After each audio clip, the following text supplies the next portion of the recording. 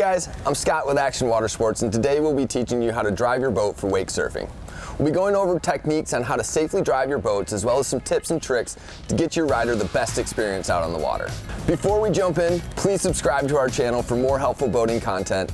Now let's get into it. Starting at the helm, it's important for the driver to feel comfortable behind the wheel and have a clear view of what's ahead. You can do this by adjusting the height of your seat and lifting the bolster seat in order to make sure you can see clearly what's ahead of you. Also make sure to adjust your mirror to easily see the rider with a quick glance. Now let's talk about the rider. It's important that the rider is equipped with the properly fitted life vest for hopping into the water. We recommend a Coast Guard approved vest. Once in the water, confirm they are ready to ride and attach the tow rope to the tow point if you haven't already. Once the rider confirms they're ready, slowly engage the throttle forward in one fluid motion. One common mistake we see is that the driver slams the throttle down too quickly and causes the rider to become unstable and unable to get up.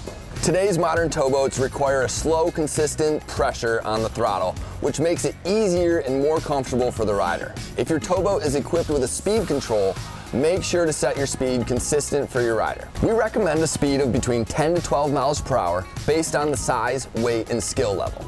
You can learn more about this by clicking the card above. Once the rider is up and out of the water, find a focal point in the distance to make sure that you're driving in a straight path. Any slight deviation towards the left or the right will impact the quality of the wave for the rider. It's also a good habit to occasionally check the mirror to view the rider, while keeping your focus ahead of you while you drive. Once your rider has fallen into the water or finished their set, gently bring the throttle back to the neutral position. Wait for the waves to dissipate and begin slowly turning to the opposite side of the rider.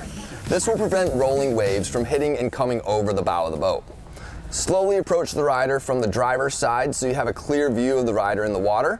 Circle around the rider until they've got the rope and are ready to ride again. Then just repeat the steps we mentioned beforehand. If you have any more questions on how to drive your boat for wake surfing, make sure to stop by your local Action Water Sports or visit our learning center at actionwater.com for more information. Thanks again for watching, and we'll see you on the water.